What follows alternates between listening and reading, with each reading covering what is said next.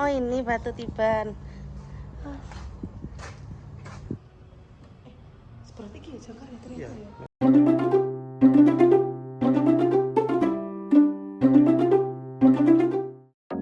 Halo guys, assalamualaikum. Kembali lagi nih di YouTube channel aku, Dia. Alhamdulillah setelah beberapa bulan ya kayaknya aku tuh lagi repot banget. Jadi maaf banget ya guys, baru sempet lagi upload video. Untuk video kali ini aku mau ajak kalian untuk sedikit belajar sejarah ya. Jadi kita akan ke Museum Kambang Putih. Di sana nanti akan ada berbagai macam koleksi sejarah tentang Tuban dan daerah sekitarnya. Lokasi dari Museum Kambang Putih sendiri itu terletak di Jalan R.A. Kartini nomor 3, Kelurahan Kutorejo, Kecamatan Tuban, Kabupaten Tuban, Jawa Timur. Nah, museum ini tuh lokasinya sangat strategis ya, karena berdekatan dengan kantor Bupati Tuban, alun-alun, dan Pantai Bum. Di sebelah Museum Kambang Putih juga terdapat makam Sunan Bonang, sosok penyebar agama Islam di Tanah Jawa. Sedikit sejarah dari Museum Kambang Putih ini ya. Jadi kata Kambang Putih berasal dari sebuah prasasti yang dibuat oleh Raja Sri Mapanji Garasakan yang merujuk pada sebuah wilayah yang sekarang merupakan Kabupaten Tuban. Ada pula riwayat sejarah lain mengenai asal-usul nama Kambang Putih. Pada zaman dahulu kala, wilayah ini terlihat seperti gundukan pasir putih yang mengambang di lautan. Hal ini dikatakan oleh para pendatang dari Cina saat melihat wilayah ini dari jauh. Oleh karena itu, dapat kita artikan bahwa Kambang Putih berarti pasir putih yang mengambang. Nah, ini tampak depan dari Museum Kambang Putih ya guys. Jadi Museum Kambang Putih ini merupakan satu-satunya tempat wisata di Tuban yang berupa museum. Nah, Museum Kambang Putih hanya memiliki satu lantai dengan luas sekitar 150 meter persegi saja.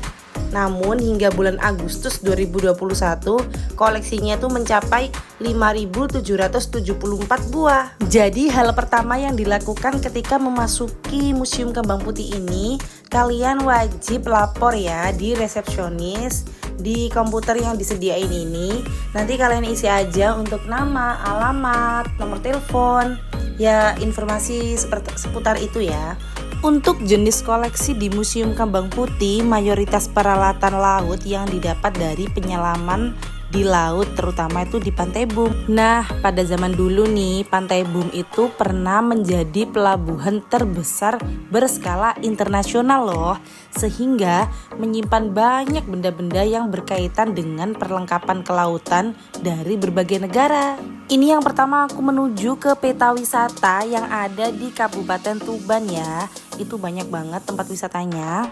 Contohnya ada Goa Akbar, lalu ada pemandian di Betis Manding, ada Pantai Bum, ada air terjun Lirip, dan masih banyak lagi ya. Aku juga ada beberapa yang belum aku pernah kunjungi nih. Next day aku bakal main-main ke sana. Ini sepertinya alun gak sih? Peti mayat. Berarti mayatnya dimasukin ke sini? Iya, sama kayak ini. Oh, kok kecil ya? Kita kok. Itu seperti sayuran. Jadi dia Oh iya. Tapi ini ya di Tuban juga ditemukan ya mas? Ya, ini dulunya dua ini temukan di makam Sunan. Oh makam Sunan. Dan beralih fungsi. Kalau yang itu sudah tidak terpakai, yang ini dipakai sebagai bak air. Oh seperti Pak Arif. Yang sekarang pakai tempat besar. Iya.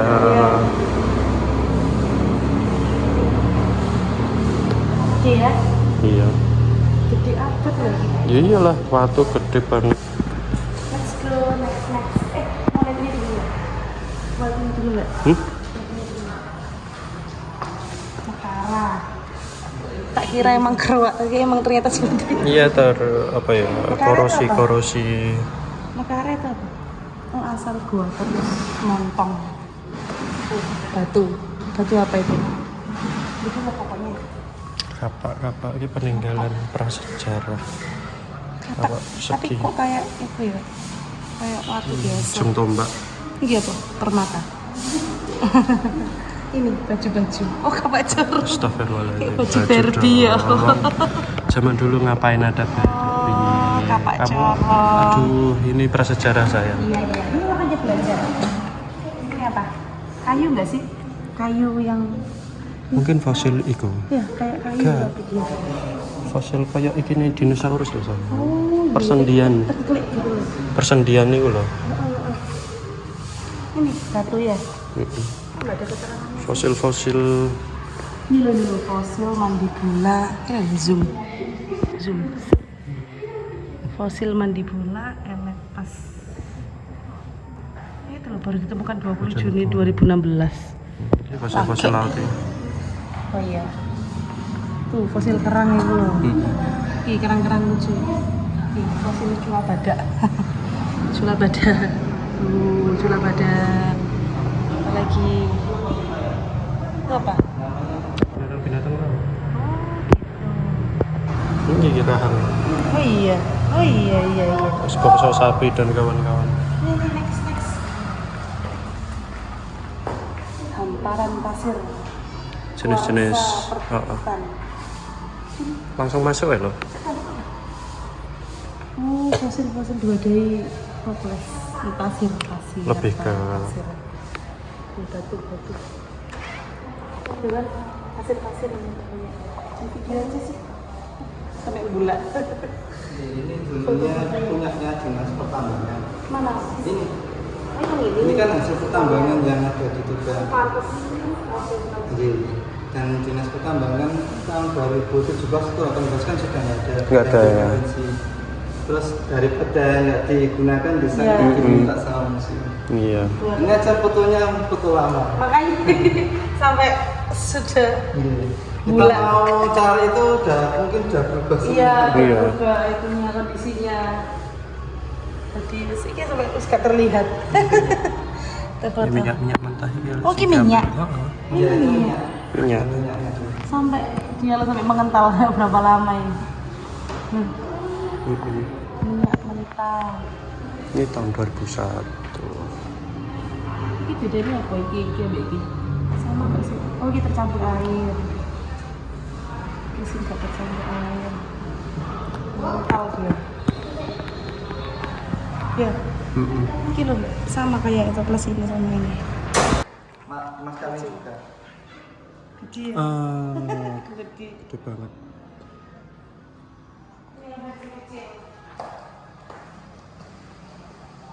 Nah lanjut lagi nih, kita masuk ke ruangan lain. Pas udah masuk di ruangan ini, kita akan disuguhkan dengan musik-musik pop.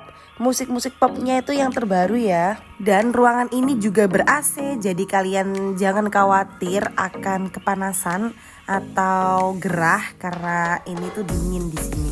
Pas masuk pertama, kalian akan disuguhkan dengan altar pemujaan ya. Lalu kemudian ini tuh ada seperti batu tiban versi kecilnya, namanya itu Lingga Yoni. Nah di sini kan ada dua nih, yang satunya tuh berbentuk bulat, yang satunya lagi berbentuk kotak. Itu sebenarnya sama saja, namanya tuh Lingga Yoni. Untuk yang kotak ini tengahnya tuh sudah terisi dengan batu. Nah yang bulat itu kan berlubang. Nanti tuh sebenarnya tuh ada batunya juga, tapi ini tidak tahu ya batunya untuk mengisi yang lubang itu di mana gitu. Oke, lanjut lagi. Ini di sebelah kiri Lingga Yoni ada altar pemujaan juga yang berbentuk bulat ya. Tapi ini fungsinya juga sama saja. Lalu di sebelah kirinya ini ada bentuk kaki yang sudah terpotong. Jadi ini sebenarnya adalah patung yang telah hancur ya, tersisa bagian kakinya saja. Untuk di sebelah kirinya juga sama, ini adalah altar pemujaan. Lanjut lagi di seberangnya sisi sini, ini seperti tadi ya. Jadi ini adalah patung-patung yang ditemukan. Namun untuk bentuknya itu banyak yang tidak utuh juga ya. Seperti ada yang terkikis seperti ini, kepalanya tidak ada.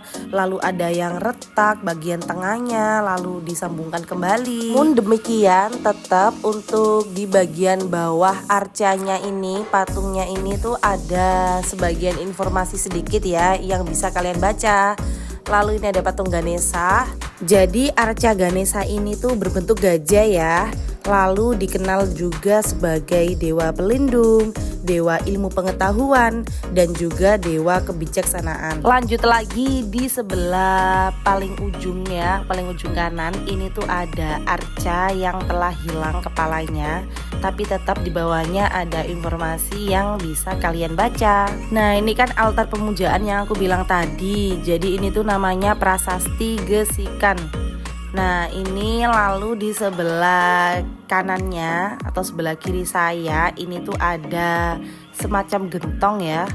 Lalu ini ada buat tempat numbuk sesuatu di situ. Untuk yang di dalam lemari kaca ini ada kaca dan juga ada nampan. Untuk nampannya sendiri ini tuh keren banget ya, karena di nampannya sendiri itu terdapat ukiran atau motifnya tuh yang unik.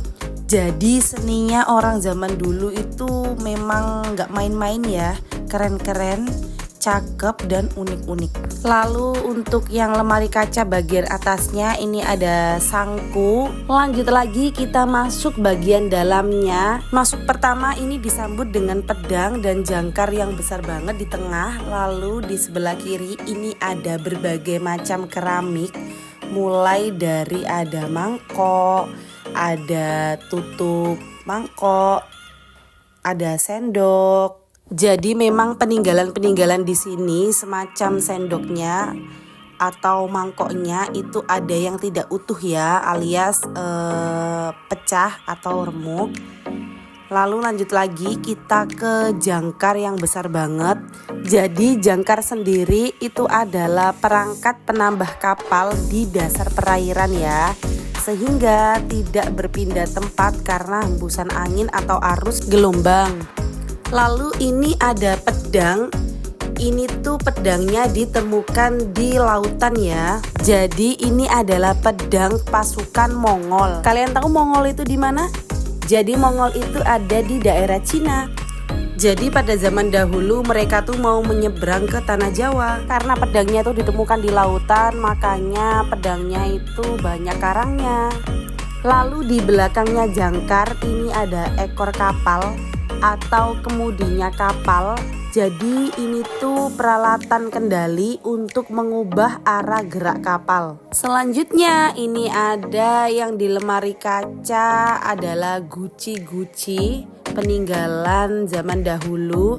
Lalu ada botol yang telah hancur ya, ini disambung lagi atau ditempel dengan lem lalu diberikan keterangan di samping botol atau gucinya tadi. Dan guci-guci ini itu ditemukan di lautan ya, makanya di atasnya guci itu masih terdapat sisa karang yang tidak bisa diambil alias nempel di gucinya. Lanjut lagi ini ada prasasti yang bertuliskan huruf Cina. Kalian kalau ada yang tahu langsung aja komen di bawah komentar ya. Selanjutnya lagi nih ada perkumpulan kendi dan juga ada perkumpulan ini piring ya. Tapi dia tuh piringnya tuh berbahan tebal yang khas zaman dahulu. Barangnya tuh unik-unik dan juga kualitasnya tuh bagus banget. Nih ada juga yang pecah lalu disambung kembali atau ditempel kembali. Lanjut lagi ini ada botol-botol Eropa yang khas banget ya tentunya. Begitu juga ini yang di bawah ada peninggalan-peninggalan lain. Lalu yang di ujung atas ini ada piring Eropa. Lihat ini tuh pecah dan disambung kembali menjadi rapi. Kemudian di lemari kaca di ujung kanan ini ada tempat barongsai. Lalu lemari kaca di sebelah kiri ini ada kumpulan guci-guci yang ukurannya besar-besar ya. Nah, untuk keterangan dari barongsainya sendiri ini ada di belakang yang besar banget itu tulisannya. Oke, lanjut lagi kita masuk ke ruangan lain. Pertama masuk di sebelah kanan saya ini disambut dengan peralatan bajak zaman dahulu ya. Untuk membajak sawah masih terbuat dari kayu. Sebagian kecil mungkin untuk anak-anak tahun 90-an masih menangin tahu ya untuk alat bajak dari kayu ini. Lanjut lagi, ini ada kumpulan keris, cakep-cakep banget, Masya Allah. Sebagian kecil ini juga ada keris yang ada wadahnya, sebagian laginya itu tidak ada wadahnya ya. Nah, keris-keris ini sama seperti tadi. Pedang yang di depan tadi itu ditemukan di laut, makanya ada sebagian keris yang ditempeli dengan karang. Untuk kumpulan keris-keris ini dari tipe, model, bentuknya itu memikat banget ya, karena ini tuh keris zaman dahulu dan pastinya itu keren-keren parah karena bentuk dan modelnya yang unik. Lanjut lagi kita di sebelah kanan. Nah, ini ada seperti guci atau tempat air atau tempat beras ya, bisa disimpan di situ semacam gentong. Lanjut lagi juga ini ada keris-keris, ada yang berukuran sangat-sangat mini banget. Sebentar ini aku zoom dulu supaya kalian juga tahu keris mininya ini keren banget. Dan masih banyak juga ya perkumpulan keris-keris, ada yang mini, ada yang sedang juga, ada yang mini lagi tuh yang di sebelah sana. Kecil banget tuh, beda ya bentuknya sama yang mini tadi. Lalu ada berbagai macam keris-keris lainnya yang juga nggak kalah kerennya, karena di setiap keris ini tuh terdapat keunikan tersendiri dan juga ceritanya sendiri. Jadi kalian tidak perlu membandingkan atau menyamakan keris satu dengan keris yang lainnya, karena ya tadi setiap keris itu memiliki keunikan dan ceritanya tersendiri. Ini ada keris yang pegangannya aja udah hilang loh. Oke, lanjut lagi, kemana lagi nih aku? Oke, kali ini aku ada di peralatan elektronik pada zamannya ya. Mulai dari ada alat hitung itu sempoa. Lalu itu ada telepon. Teleponnya ini bisa untuk di rumah atau di kantor. Pada zaman dahulu itu bentuknya seperti itu ya, belum ada handphone. Dan di bagian bawahnya ini ada alat jahit mini. Ini kecil banget, kalian bisa lihat. Lalu lanjut lagi, ini di sebelah kirinya alat jahit yang mini itu ada kumpulan perangko, yaitu perangko-perangko zaman dahulu. Untuk gambar-gambarnya juga beraneka ragam. Jadi pada zaman dulu kan gak ada handphone, jadinya itu kirim-kiriman surat. Nah, untuk mengirim surat itu dibutuhkan perangko, seperti itu ya guys. Dari bawah kita ke atas lagi sebentar. Ini tadi ada yang kelewat, di belakangnya sempoa ini ada dacin, yaitu alat timbang pada zaman dahulu. Lanjut lagi, ini di sebelah kiri ada alat-alat untuk membuat gerabah. Lalu ini ada pedang yang sampai berkarat parah karena kena terumbu karang dan bagian ujungnya juga sudah putus ya. Dan ini juga di sebelah kiri ada pedang yang disilangkan. Lalu di atasnya ini ada macam-macam celurit dan kapak. Selanjutnya ini ada kumpulan kuluk atau irah-irahan, salah satu atribut dari wayang ya. Lalu di bagian bawah situ juga ada wayangnya. Lanjut lagi, geser ke sebelah kiri, ini ada gergaji, ada yang tipis banget. Ini tuh bisa dipakai untuk 2 orang ya, sisi kanan dan sisi kiri, dan bergerak sesuai gerakan berirama seperti itu. Langsung aja kita lanjut ke sebelahnya, yaitu ini ada macam-macam anyaman ya, atau juga bentuk dari hasil gerabah. Bagian ini tuh masih banyak kita jumpai di pada zaman ini. Ada ngaron, ada borak, lalu ada kendi, dan juga ada kipas anyaman tadi. Dan Ngaron di aku. desa-desa Ngarone ini juga ngomong masih apa? banyak juga yang Ada ya, menggunakan Pak? kompor tanah seperti ini. Lalu selanjutnya ini ada tempat Mungkin. masak ya yang berukuran besar banget ini. Pakaian Lanjut tradisional. lagi ini ada pakaian tradisional. Di seberangnya ini ada jaranan dan di sampingnya ini ada berbagai macam atribut dari jaranan itu sendiri ya. Lalu lanjut lagi kita ke sebelah kiri, ini ada alat untuk tenun kain dan ini alat pada zaman dahulu ya. Ini sebelah kirinya hasil dari tenun kainnya. Lalu lanjut lagi kita kemana nih? Oh, ke sini nih, ke alat-alat gamelan. Untuk alat-alat gamelannya juga sepertinya masih sama ya, bisa juga dan masih dipakai pada zaman sekarang. Dan ini ada berbagai macam batik-batik yang ada di Tuban. Lanjut lagi nih, kita ke ciri khas pesisir. Jadi di sini itu ada dayung dari kayu. Dan ada juga sandal yang bawahnya itu diberi kayu tinggi banget. Lalu di pojok sebelah kanan juga ada jaring-jaring yang dibuat untuk menangkap ikan. Selanjutnya ini ada sandal yang khas banget. Lalu ini ada ciri khas banget dari Tuban, yaitu alat untuk mengambil legen. Kalian udah pernah cobain minuman khas Tuban belum? Namanya legen. Jadi legen itu diambil dari pohon ental atau siwalan. Untuk buah siwalannya sendiri bisa dikonsumsi langsung, itu enak banget, atau juga dijadikan es. Selanjutnya ini ada uang logam yang terbuat dari perunggu dibawa oleh bangsa Cina, kemudian beredar di Jawa sebagai alat pembayaran yang sah pada waktu itu. Nah, lambat laun nih dapat diterima oleh masyarakat pribumi. Mereka membawa dan memperkenalkan mata uang yang disebut cihien.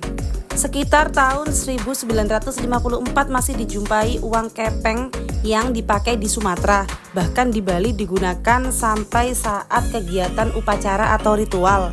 Di Bali disebut pis bolong dan di Kalimantan disebut picis atau gobang. Selanjutnya ini adalah mata uang Indonesia yang dicetak ya berbagai macam dari mulai tahun 1947, tahun 1948. Untuk gambarnya juga beraneka ragam, tahun 1950, 51, 52. Ini tahun 1953 dan 54, lalu di bawah ini tahun 1956. Jadi faktanya uang kertas rupiah pertama kali beredar di Indonesia itu pada Oktober 1946. Uang itu bernama Uang Republik Indonesia atau disingkat ORI. Dan ini ada beberapa batu nisan yang dipajang di dekatnya perkumpulan uang-uang ya. Dan untuk tempat yang ini tuh mata uang Indonesia dari tahun percetakan 1939 sampai dengan 1992. Kalian yang lahir tahun 90-an pasti masih tahu nih uang 500 monyet dan juga uang 1000 rupiah pada zaman dulu. Nah, ini kalau yang terbaru ini ada uang 1000 angklung sudah ditaruh di sini uang logamnya. Kalau yang uang kertas yang emisi terbaru itu belum ditaruh di sini ya, mungkin karena tempatnya yang kurang memadai. Lanjut, ini sebelum keluar di Batu Tiban yang besar banget, ini di ruangan kontrol juga terdapat beduk yang gede banget dan Al-Quran yang ada yang mini, ada yang sedang juga, ini ditemukan pada zaman dahulu ya. Dan ini setelah aku cari-cari di museum itu nggak ada Batu Tiban yang katanya itu asal mula nama Tuban. Mana ya, kok nggak ada. Ini minta aterin sama masnya untuk ditunjukin Batu Tibannya ini. Ternyata itu ada di belakang sendiri karena ukurannya yang sangat besar. Jadi ini ada dua dan ukurannya tuh memang benar-benar besar. Apalagi yang bagian sini nih, Nah ini sangat besar banget, jadi tidak mungkin bakal dipindahkan lagi. Jadi ditaruh di bagian belakang. Kalau kalian ingat dan tahu, aku masuk di pintu masuk awal tadi itu ada Linggayoni. Nah itu seperti ini bentuknya, tapi ini versi yang sangat besarnya.